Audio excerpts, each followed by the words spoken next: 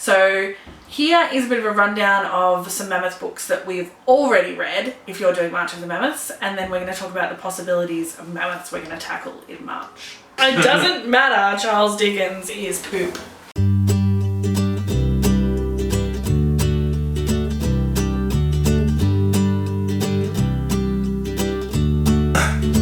Welcome to Gunpowder Fiction and Plot. I'm Scott. I'm Nelle. We've been watching Jennifer Brooks, and she is participating in a readathon called March of the Mammoths. And as some of our goals align with reading some Mammoth books, we thought we would participate in this readathon. So here is a bit of a rundown of some Mammoth books that we've already read, if you're doing March of the Mammoths, and then we're going to talk about the possibilities of Mammoths we're going to tackle in March. So these are books that we like. Yes, and a Mammoth is 800 pages or more, so it's a pretty hefty, it's a lot of reading time. Now, depending on what edition, some books go 750 and then 850 in the other edition. If we haven't got a physical copy of the book that we're talking about, we have relied on Goodreads for a page count, which we know is not necessarily super reliable, but that's what we got, so that's what we're going with. But some of these are on Google and they're different and we've done our best. Yeah, but just I think if you're reading a 780 page book and why be a pedant about the last 20 pages, you know, that's what I think. Look, the first two books we've got down on our list are by the same author. I think these are the most common when we talk about big fatties.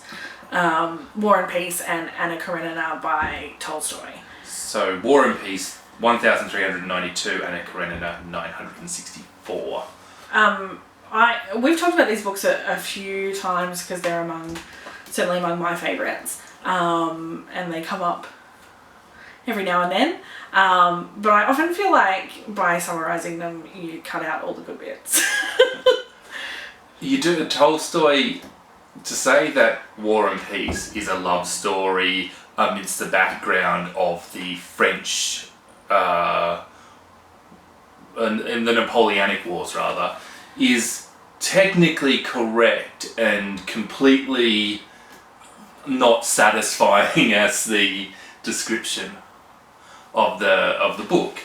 And to say that Anna Karenina is simply two love stories is, again, technically correct but not satisfying. Yeah, I feel like it's saying, I don't know. Tolstoy babbles on, and that babbling is good. It's actually what makes these books. If you are listening to Tolstoy and he's talking about nihilism and having two people of the aristocracy having a conversation about nihilism, and you're not interested, then you don't like Tolstoy. Yeah. I love Tolstoy, so just read it. Read it. If you're thinking about reading Tolstoy, just do it. And these books are actually about everything. They're about immortality. They're about politics. They're about revolution.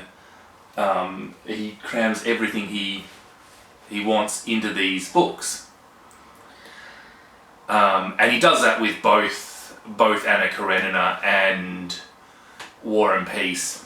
What I would recommend is, if you haven't read any classics from the 1850s, 1870s, that sort of era, maybe read a couple of shorter books first to get used to that style. Everybody from that time is quite verbose, and if you're not used to that style, Tolstoy is not where I would recommend starting, because if you don't like that style, then he definitely does it quite a bit. I just think everyone should read Tolstoy, so go read it.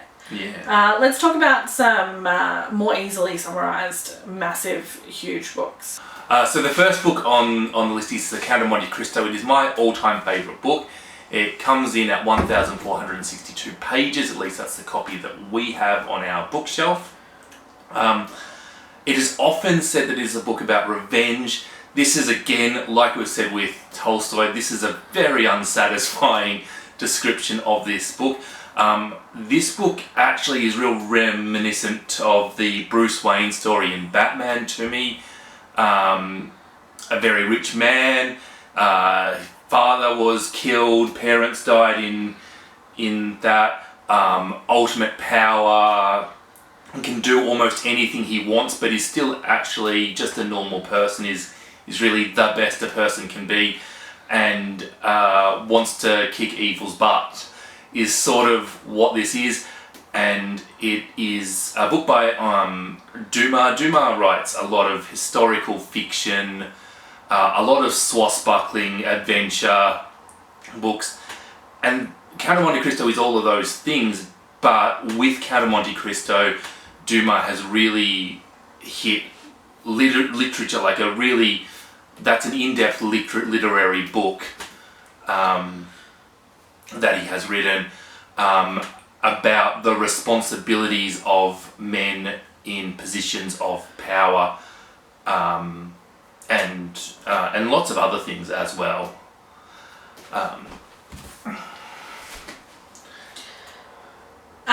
So at 1776 comes in June. We actually think that this is all of the books in one publication. So I'm talking about all 4 of the Dune series, which I think is everything before Frank Herbert passed it on to his son, I think.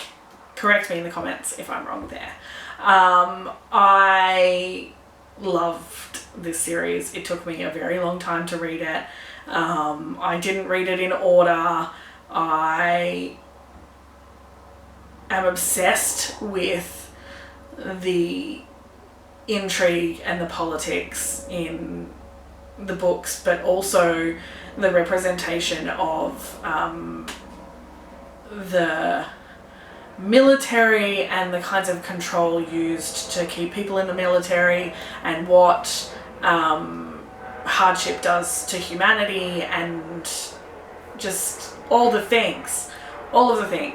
Dune has so many interesting nooks and crannies, and I loved the world and the characters and all the myths and all of the things, but it was so much brain food for me. I really, really liked the ability to go back to this and find new things in every corner of it every time I picked it up. Yeah. So the next one on the list I've got is Middlemarch. It is 880 pages. Again, this is one of my all-time favourite books. It's by George Eliot.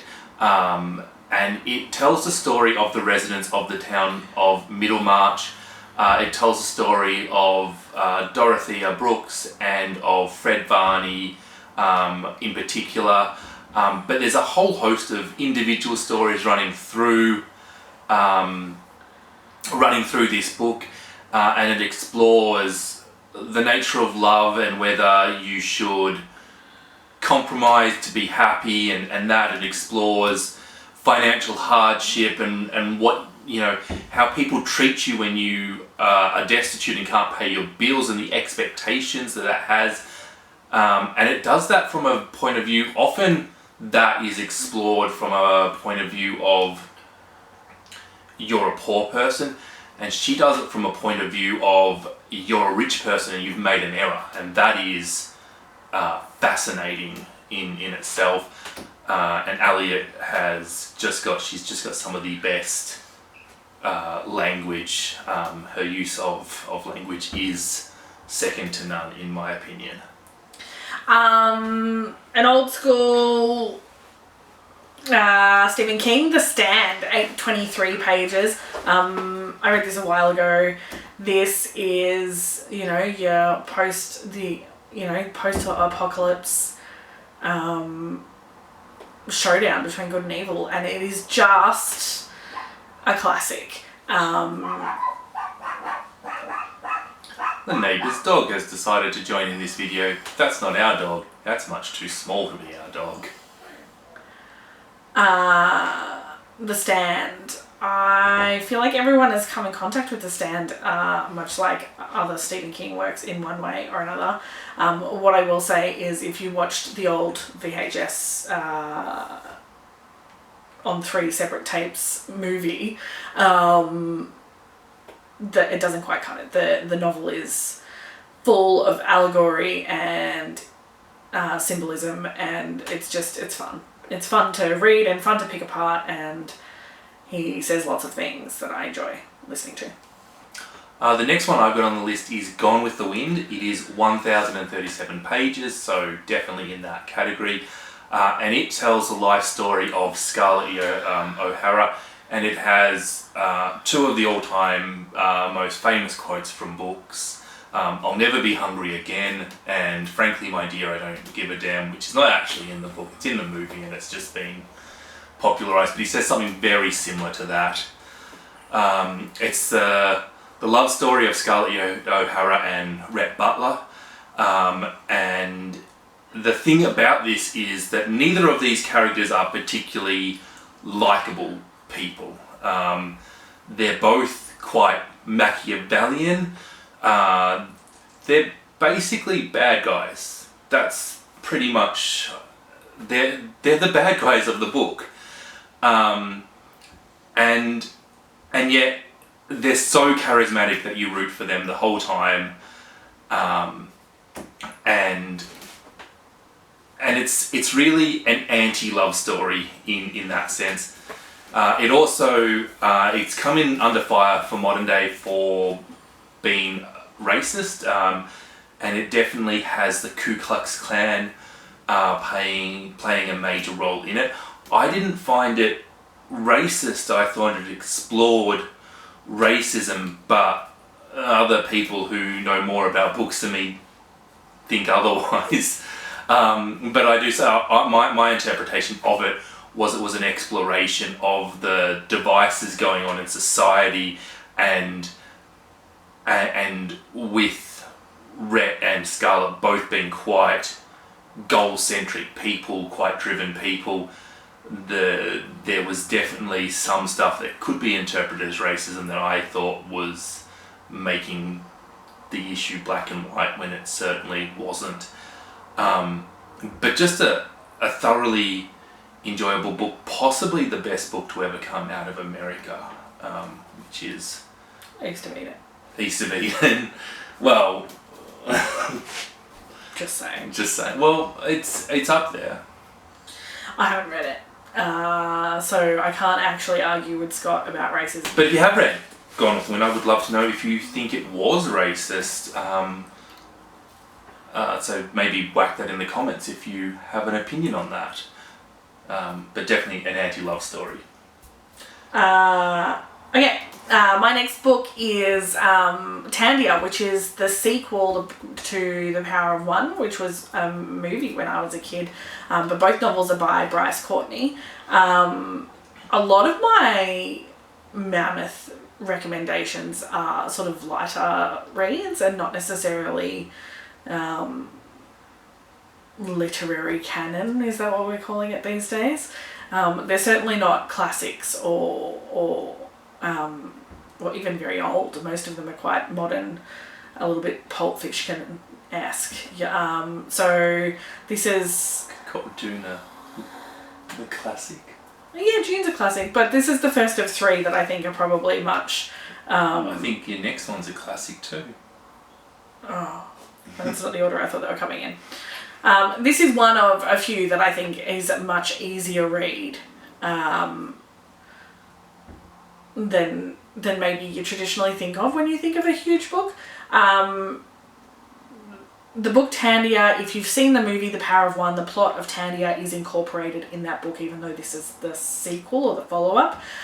It starts with quite a gruesome rape scene of the main character, so if that is something that you're sensitive to and find triggering to read, this is not the book for you. It is violent and sensationalist, but it does explore apartheid and racism in South Africa, and also paints a beautiful picture of the landscape and lots of other things. So I read both these books when I was quite a bit younger and thoroughly enjoyed them. I think as entertainment they are excellent books, and I'm putting it on my list of recommendations for a big one.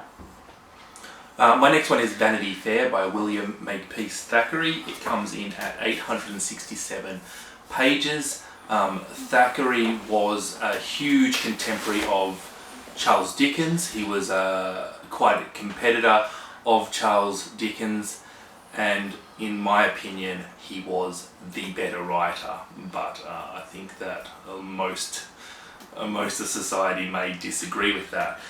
In Vanity Fair we tell the story... What was that? Is it not me? You've not read Vanity Fair yet. It doesn't matter, Charles Dickens is poop. Okay. Vanity Fair tells the story of Amelia Sedley and Becky Sharp. And these are two opposing characters who are friends. Amelia Sedley is good and pure and all of those things, and she is like gentle and delicate, and that real horrible stereotype that existed back then and still exists now, but it certainly was more prevalent back then. And Becky Sharp is the opposite. She is smart. Well, Amelia Sedley is also smart, but she is smart, she's conniving, she'll do what she wants to get her goals. And it follows the life of these two characters and the men around these two characters. And it's quite like Anna Karenina in that you sort of switch between how Anna Karenina switches between Kitty and Anna, and Vanity Fair often switches between Becky and Amelia. It's set in the background of the Napoleonic Wars. There's quite a few good books set in the background of the Napoleonic Wars. Also, Count of Monte Cristo on this list was in that time period too. So a lot of good books written in that about that time period. And you actually see how the relationships change because of battles and war, and it also has elements of gambling in it as well, and that enables it to be quite in-depth, a multi-layered novel is what I want to say, not just a simple novel. My next one is the Lord of the Rings trilogy, read as one book, and they come to 1178 pages. I read this as one book, and I think everyone should tackle it as one big long exercise. I think breaks between the books is not necessarily a good thing. When I read it, I didn't really get why we were stopping from starting a new book where we did, you know? I think it came down to, like, no one wants to carry 1,200 pages in their handbag. And maybe the price of 3 books rather than the price of 1 book in the publisher's pocket. There's certainly continuity to the 3 as a plot and as a story. So Tolkien was the first hauler to do a series and to keep people interested in the one book. So if you have read The Hobbit, then you know the world we're living in, and if that interests you, you should read The Lord of the Rings. If you haven't read The Hobbit, that's my suggestion. It is so much smaller, and it's a sweet tale, and it will give you an idea of whether you want to put in the time that is The Lord of the Rings. But if you've read The Hobbit and you liked that, then you should consider this one for your March of the Mammoths Mammoth read. It's a bit darker though. It's definitely a more grown-up tale, but I think that there's enough of an idea of the flavour that you're going to get of Tolkien's writing in The Hobbit to make that decision for you. I think it's an easy decision from there. Yeah. Alright, the next one on my list, the last one on my list, Nell's got one after this, is the Vicomte de Bragelonne, which is the 3rd book in the D'Artagnan romances by Dumas. So the D'Artagnan romances is, of course, the Three Musketeers series. Now this comes in at 2,759 pages, but depending on where you get this book from, it's often sold as 3, 4 or 5 books. The most common breakdown is as 4 books: The Vicomte de Bragelonne, 10 years later, Louise de la Vallière, and The Man in the Iron Mask, which is probably the most famous of these 4 novels. In this novel, we get to see, it's a very political intrigue novel with Dumas swashbuckling, and we get to see the musketeers fight each other and be on different sides. And that is really interesting because they are still really thick friends, so it's sort of like how this friendship can carry through despite them at points fighting each other and at one point, you know, going, well, there's only one man that can beat me, you must be Aramis, and all of that sort of thing. Of course, The Three Musketeers is one of Dumas' funnier novels, and there is that sort of witticism in this series. It's also incredibly sad at points because it is, without spoiling the book, it just is. This is the only one on this list that I'm introducing that I didn't give 5 stars to. I only gave this one 4 stars, but it is a thoroughly entertaining book. You don't need to read the previous books in the series, although you should, because you just should. Yeah. Because Scott says so. Well, they're shorter, and if you like The Three Musketeers, you'll like the sequels to it. Also, you're probably quite familiar with the story of The Three Musketeers, probably a very easy read. The last book I have on this list is exactly 800 pages according to Goodreads, and it is Jeffrey Archer As the Crow Flies. I think this is another excellent example of big books not needing to necessarily be heavy. I really love this story. It is the story of a man who starts with his grandfather's fruit and veg cart and builds an empire, and I am a greengrocer, so that's where we're at. We never started with a cart. No, we didn't. We didn't start with a cart, and I read this book long before I was a greengrocer or ever thought I would be. But the story of his struggles and his failures and successes and his family as it grows, and it's, you know, follows him throughout the decades, and it is just enjoyable. It's an enjoyable story. Yeah. So now we get to talk about what we're planning to tackle for our March of the Mammoths. Yeah, so the first one, I'm cheating. I'm already reading this book. I've been wanting to read this book for a while, and I had a spot. So I started reading The Goldfinch by Donna Tartt. So I'm halfway through that book. So technically this book is only 400 pages for me this month. I'm also partway through The Goldfinch, and I think that this is an excellent opportunity to finish it.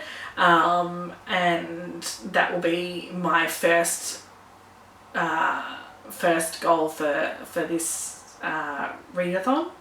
My second goal is actually to read a good chunk of Les Mis. With my reading pace, I do not hope to finish it by the end of the month, but I'm hoping that if I finish part 1 of the 5 parts, then that will make me happy.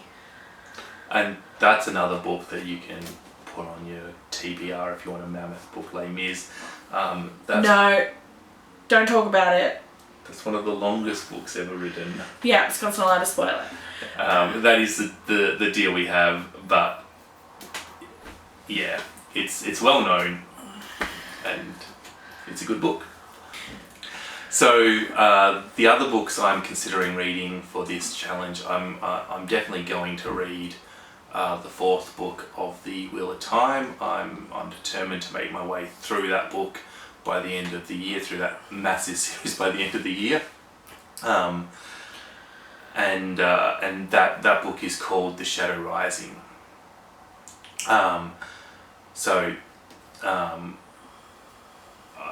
that is a, you know, every book in that series probably is considered a mammoth. So if you've not read the Wheel of Time series, it is just one of the classics of fantasy. It's a high fantasy book, and I filmed a review of this. I haven't actually edited and put it up yet, but it's on its way. It's on its way. So if we get that up before we get this video up, I'll put a link to it in there. If I don't, well, it's coming. I'm also thinking of reading A Little Life by a lady with a name that I don't remember. We'll put it across his face. Yeah. Starts with H. It's like Hanya.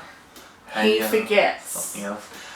No, I do. I'm terrible with ethnic sounding names. I'm just like, ethnic name. And that's what... Racist. I know, it is racist, but I just... And books where the characters, if you've got like Peter and Paul as the main characters, no, that's no good. Like... Yeah, you're pretty bad with alliteration. I'm not very good with things that I put together. And all the Russian books where they've got two names, I'm like, Russian sounding name, other Russian sounding name, character. And that's really bad. Makes Tolstoy very hard to read. Dostoevsky just as hard. So yeah, that's the book I'm considering reading. I've also got a few other mammoth books that are on my TBR that I don't really hope to get to in March. I would like to get to Shogun and Infinite Jest some point this year, but who knows, maybe I'll get to both those books. Yeah. So that's our tackle of March of the Mammoths.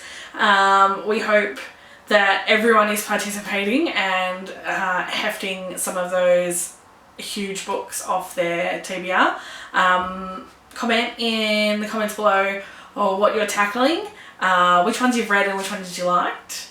What's the longest book on your TBR? Yeah, all those questions. Also, if you're new here, hit subscribe and like the video. Thumbs up.